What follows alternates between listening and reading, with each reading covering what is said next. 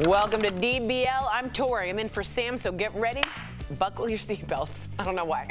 I have a lot to say on this. Amy Robach and T.J. Holmes have broken their silence surrounding their controversial relationship. If you don't remember, the couple recently just made their red carpet debut at the iHeartRadio Jingle Ball, and today they launched their new podcast. They talked about how they were outed for having a secret relationship by the tabloids last year, and at the time, if you remember, Amy was married to actor Andrew Shue, but says she had already filed for divorce when the scandal broke. T.J. Holmes said he had already separated from his wife.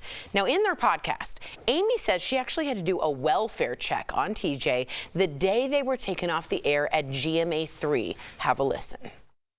I saw you and you were just splayed out on your bed, and I ran to you. I said, TJ, and you didn't move. And I remember it was the most awful thing, having to touch your body to see if you were warm. Yeah, that was the night, but the day was essentially me getting off work at 11 a.m. and I immediately started pounding vodka.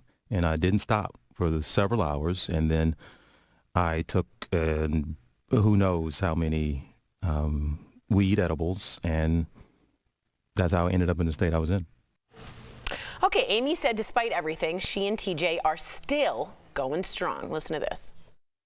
Relationships are hard, they're messy, they're not perfect, but we have fought for love, and I can say that I've never been happier.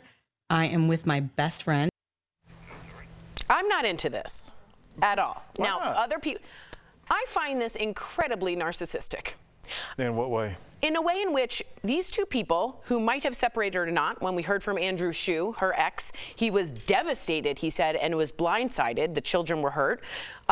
To then make yourself the point of the story, and then to make yourself the victim. That, to me, is the path of a narcissist. I don't want to hear any more from these two.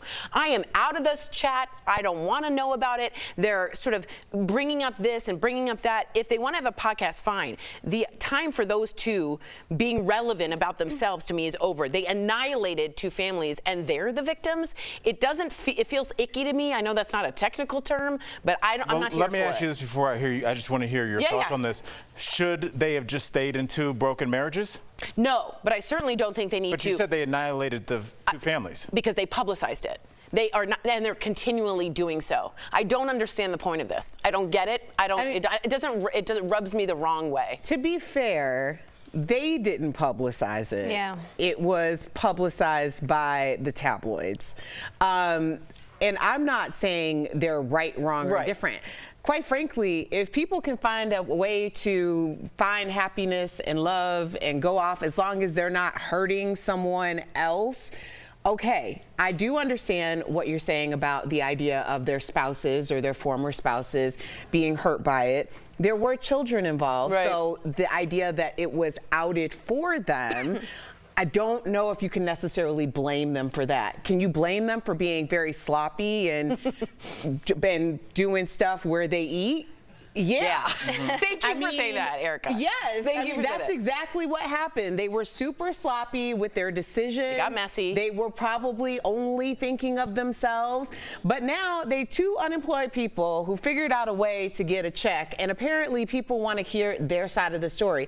To be honest, we didn't know these people really. That's not true that we knew them so personally and intimately. That wasn't their job to talk about themselves. It was their job to talk about what was happening in the world. Now they're giving us an inside look, should you want to see it, into their personal life. Right, true. And I'm saying I want out. I do want to say Andrew Shue personally didn't speak out. There were reports that he was blindsided and upset, but he himself never spoke. Go ahead, Stephanie. No, I think obviously anytime someone's been in a long-term relationship, marriage, when there are kids, when there aren't kids, it's always going to be a painful ending. I barely know anyone who walks away is like, that's my absolute best friend, and we're, you know, like Gwyneth Paltrow, uncoupling, doesn't really happen very often, does it? We always hear one side of a story or that's unhappy, always. And I think, you know, I know Tori, it definitely creates a visceral reaction in you. You are visibly upset. Well, some of our audience is saying barf, and I'm saying that only because it's creating, I think that this is backfiring, is what I'm saying, and I'm wondering if you guys feel the same. I don't think it will be backfiring, because exactly as Erica said, they both were on a very big TV show, and they lost their jobs, and they are unemployed, and they need a source source of income. Everybody needs that, and if they can control it and they're happy to do it together, and they will have a following from that show, why not do that together? And I think they have to address these things. I know you're like, I don't want to hear it, but they it's have my to right though it. to not hear. They can have it. It's just my right to be like, I don't like it. You don't want to listen. It's like a Jada Pinkett Smith book tour. Like enough is enough is enough. Talk about something else. Like in my opinion, what do you think? I'll just say this. You know, she said it there where like love is messy, and a lot of people that you might know somebody as your uncle so and so and my auntie. You don't really know how they met.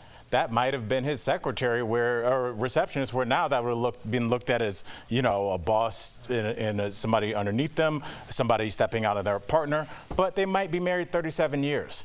And so what juggling do we do here? It's unpleasant to think about your uncle like that, your beloved uncle, or maybe your mom's second husband, but maybe that was the reality. Yeah. Timing is everything, and sometimes timing is not in your favor. So do you stay in two broken marriages for the sanctity of us? Right, no, I agree with and you your on that. kids that are going to watch their parents grow up loveless, or are they going to be like, hey, I threw away a multi-million-dollar job for you, this goofball, and I'm still in love with him.